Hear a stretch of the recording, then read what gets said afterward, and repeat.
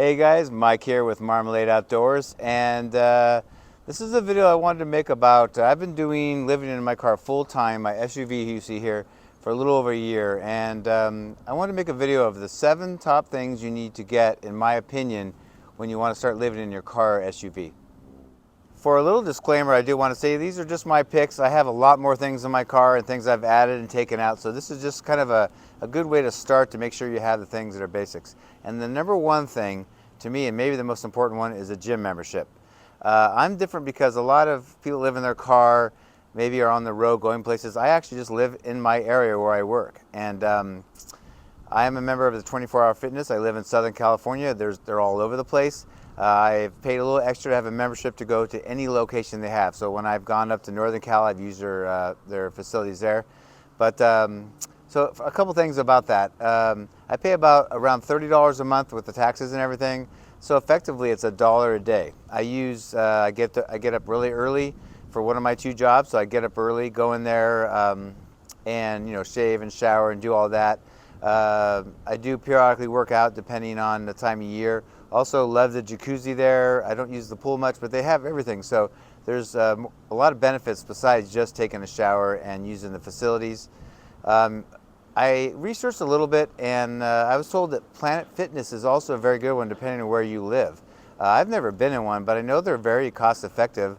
What I understand is you want to get the black card. Now remember, I'm just, from my research, I've never done it myself, but the black card gets you in at any location in the country. So depending on where you live, or if you're traveling, you're on the road, that's probably a good one to get. I don't think 24-Hour Fitness is everywhere. I actually don't even know.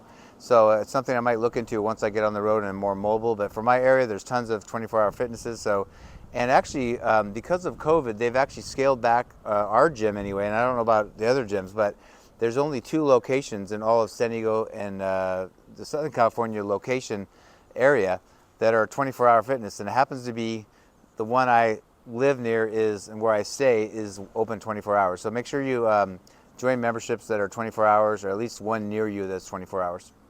The other thing I want to say about gyms in general, when they're 24-hour gyms specifically, is that there's obviously a lot of cars coming and going, so that's a good place to self-camp and add it to your rotation. I did a video, I'll try to put it here somewhere, of 25 good places to sleep at night.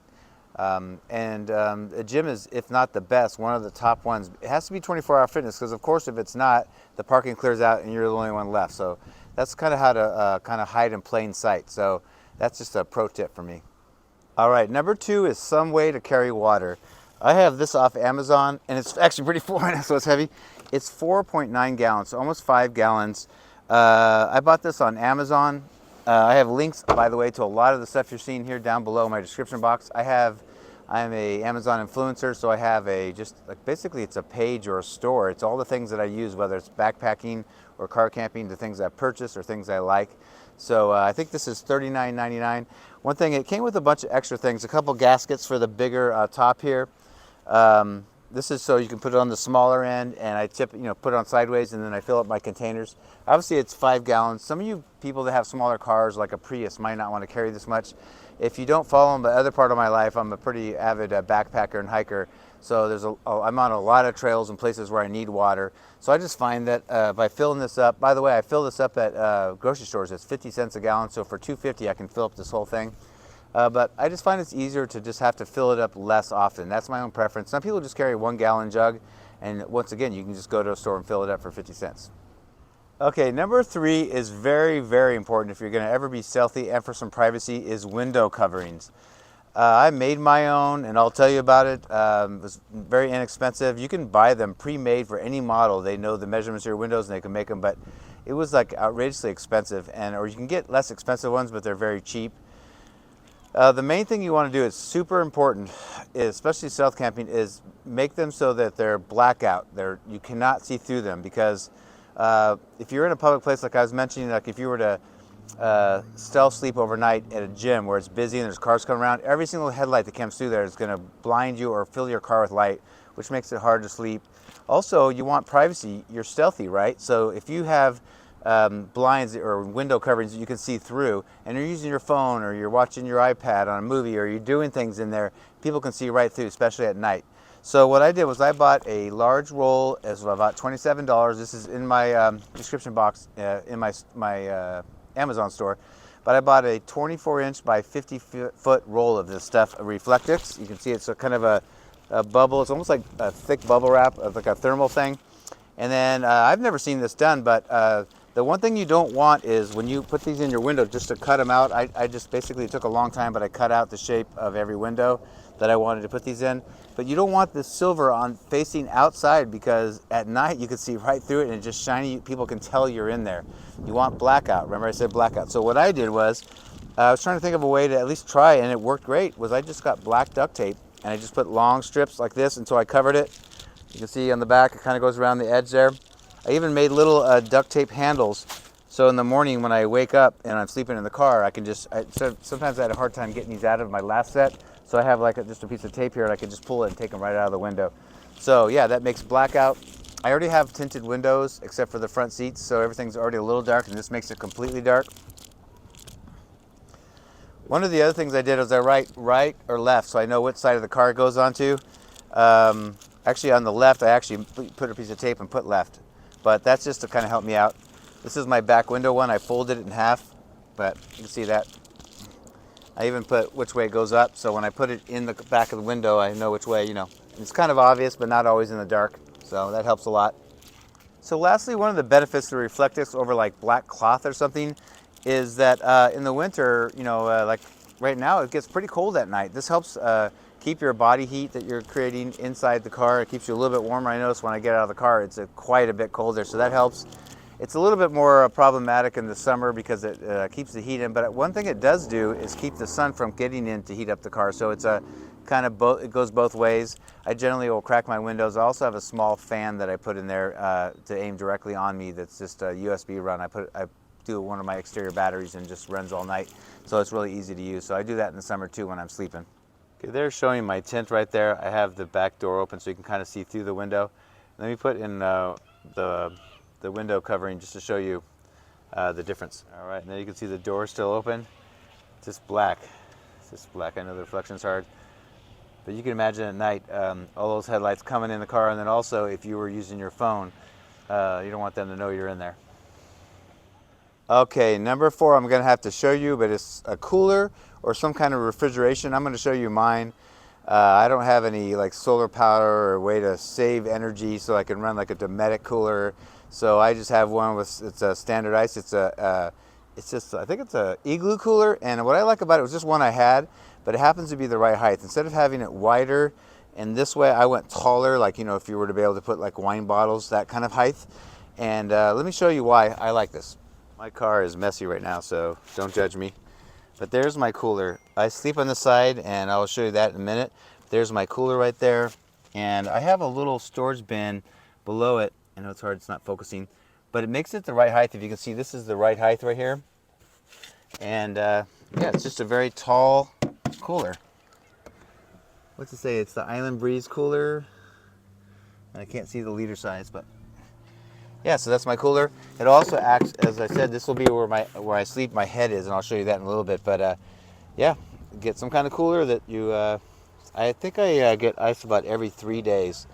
I've tried more expensive ones and had to return it, though even though they advertised they would last longer, it never did. So about every 3 days I buy a small bag of ice. All right, number 5 is some kind of battery to charge your electronic devices like your phone and your iPads.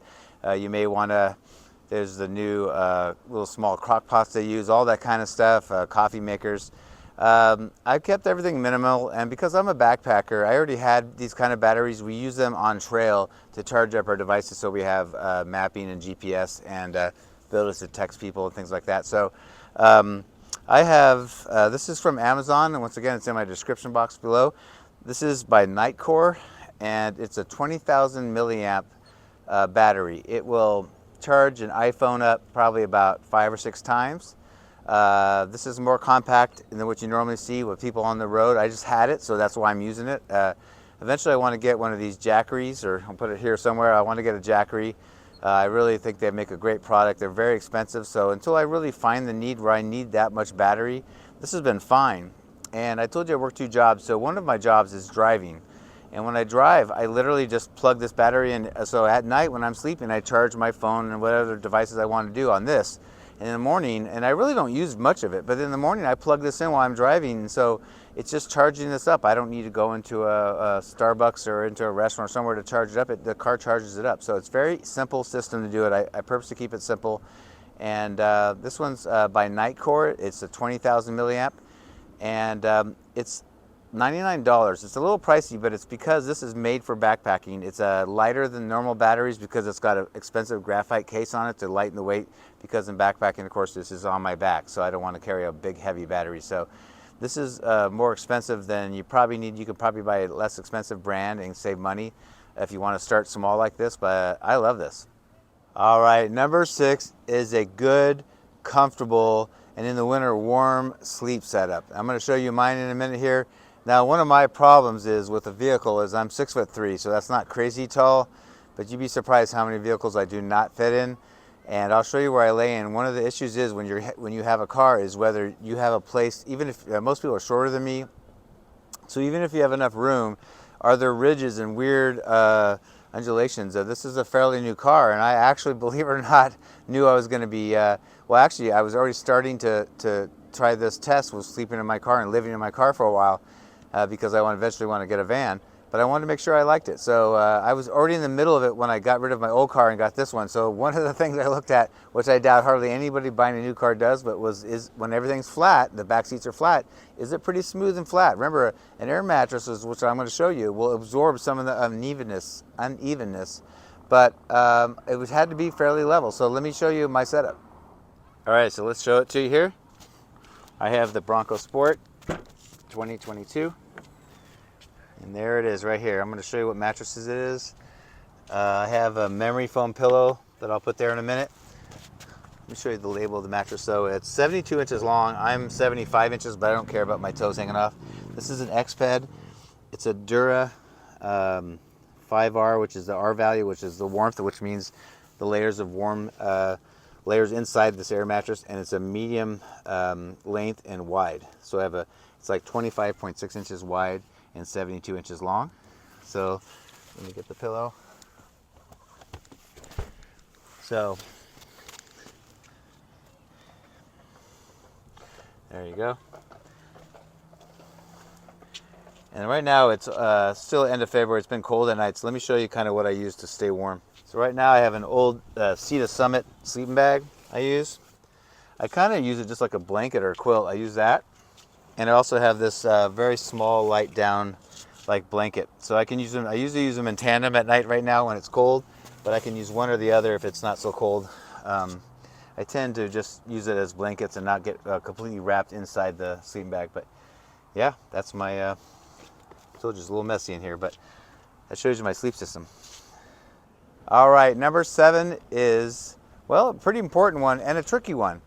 You need a physical mailing address. And what do I mean by this? That means where this gets tricky is sometimes when you get a P.O. box, the places that I'm going to mention in a minute know it's a P.O. box and not an actual address, so it's very important.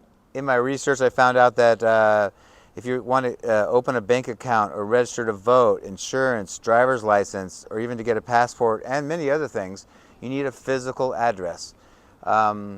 So I'm lucky enough right now I have somebody that's letting me use their address as my address, and it's to a house, so that works out. One of the negatives is I live, when I say live, I'm in my car, but where I sleep at night and where I work and things like that is a good 20-30 minutes away from this address. So these are things you have to think about, trying to find something that's centralized to where you are. And I have spent a long time going to get packages and mail and things that are important. I have to go get it. So it's something to think about. If you are thinking about living on the road, maybe you have a relative or a loved one or a friend that will let you use their address for your mail, and so that you can do some of these other things. So don't call me out on this, because it's just in my research I found out that you can supposedly pay for a mailbox through UPS. And how they do it, I guess, is you use their address as an actual physical address and your box number as like an apartment number, basically. But to people that you're applying to, or let's say to get a license or whatever you're doing, or a passport, it appears to be like an apartment complex. For a while I did pay for, and they're not cheap by the way, and I'm going to go over the prices in a minute, but I paid for one a few years back when I first was going on the Pacific Crest Trail, and I gave up my apartment. I didn't have an address, and I didn't have anybody's address to use, and it was about $90 for every, I think it was every 3 months, and it was one of those small, like postal annex or mailbox, etc. It's one of those places, I can't remember the name of it. It's one of those little small ones you see in strip malls, and they were allowed me to use their address as my physical address, and then my box number is my apartment number. So it worked for almost everything. There was something that, I don't know if it was something to the government, but it came back that we know this is not an address. It shows that it's a postal annex. So I would do your research and make sure that maybe whether you go there in person or email or call them and find out if how they do their addresses. But yeah, so what I understand with, I don't know, because the research that I did from the video I learned about the UPS was a while ago, and he said it was it was kind of expensive. It was about $120 or something for every 3 months. So that's quarterly. So think about that. So that's 120 times 4. So, you know, hopefully you know somebody, but it's just something you need to think about.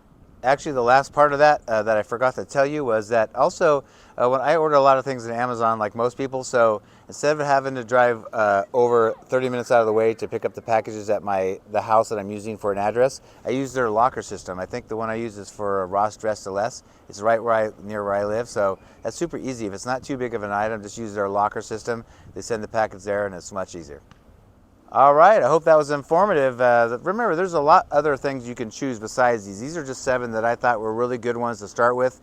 Let me know what ones you think are good besides that. I have a lot of other things in my car besides that, but these are 7 good things to get when you're starting out. And remember, go to my description box below. There's ways to support the channel. There's ways, if you want one of these items like the 4.9 gallon water container, that's in there, and just go to my Amazon influencer page, and it's all right in there. It doesn't cost you any extra. You just get the item normal price, and I get a little kickback for sending you there. So check it out if you want. I am on the quest to get to 10,000 subscribers, so please subscribe, you guys.